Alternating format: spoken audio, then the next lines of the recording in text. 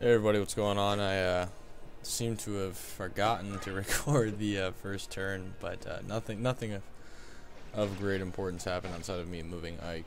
I don't even think I attacked on this turn, but thankfully I'm able to meet shield below with Titania and Gatry, who is rescued Shinnon, just for the fact that I don't want to have him die due to his weak defense, and I won't allow myself to use vulneraries without penalty, so I'll give myself that. I will use them to meet shield, but I won't actually heal them, because that would be that's against the rules as far as I'm concerned.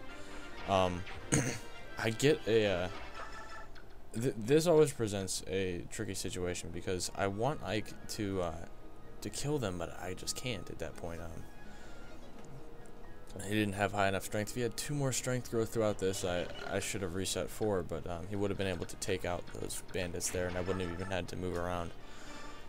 But I mean, it did work out well in the end because I just needed a clear path to the ship, and I wanted to get there as fast as possible. So I shouldn't have stocked up on vulneraries. I don't really need them that much at this point, especially with every enemy in this chapter being axe or lance, or not lance, sword users. So I wasn't too worried about dodging all that much, especially when you see the hit rates of the boss and his lackeys. They're in the 20s and 30 range, and I'm not too worried. 2 would have been fine, so I kind of lost a vulnerary out on that one, which sucks. But like I said, my main strategy was to rush forward with Ike and put him in a position where he will get surrounded, but I wanted to try and keep them on the lower side, as opposed to and the archer is also a huge problem because they don't do any damage to me. But if you notice, he did get in the way of my movement, which does suck, and he presented a huge problem by doing that. They do that a lot in Chapter 4 as well if you're not careful. So although the archers are not threatening to Ike due to his pretty high defense at this point, you are going to have to watch out for that, and it will pose a problem to you. So keep that in mind if you're going for low turn counts and in a draft situation like this. Thankfully, I had a clear shot to the ship. In previous runs, Marcia had died at this point, and if Marcia dies before Ike gets onto the ship, restart, because at that point all those axe users will come down and they'll funnel in through the onto the entryway itself, and as they use hand axes, you're never going to be able to get to them, especially if you can't 2-hit kill them. It'll take way too many extra turns, so just reset. Marcia will live eventually. If she dies when you get on the ship and you haven't drafted her, don't worry about it. If you played the game before, you only know you would need her if you want to recruit Makalov, which I do not have drafted. So I'm not too worried about her dying at all. I don't really care. I'm not going to use her for any purpose whatsoever.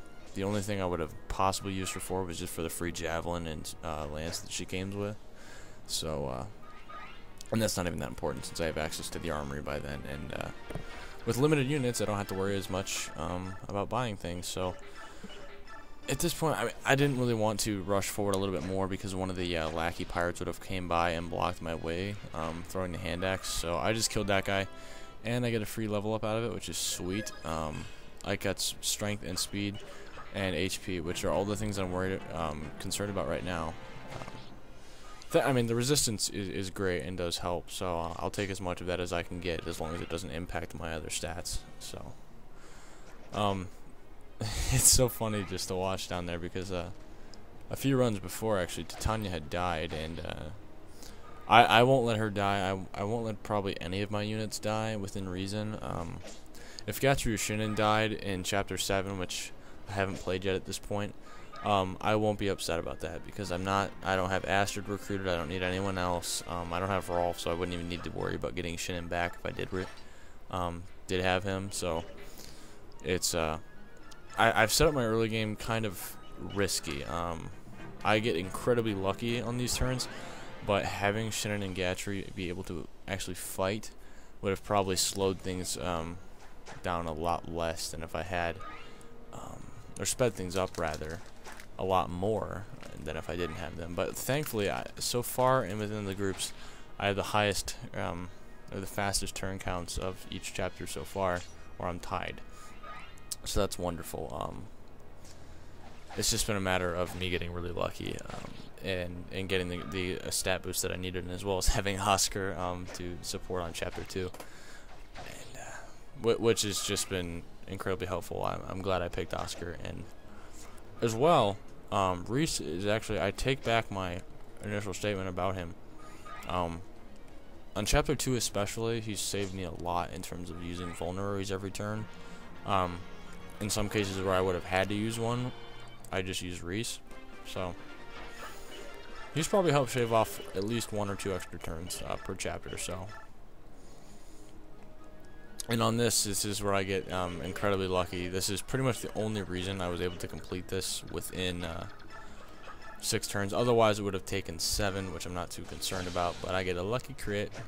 So take that shit, Haveti, because nobody likes you, and you're ugly as sin. So there we go. I get the Thief Band. I just drop a vulnerary because I might use the Thief Band. Who knows? I might give it to Volk. But there you go. So I'll catch you guys later. Thanks for watching.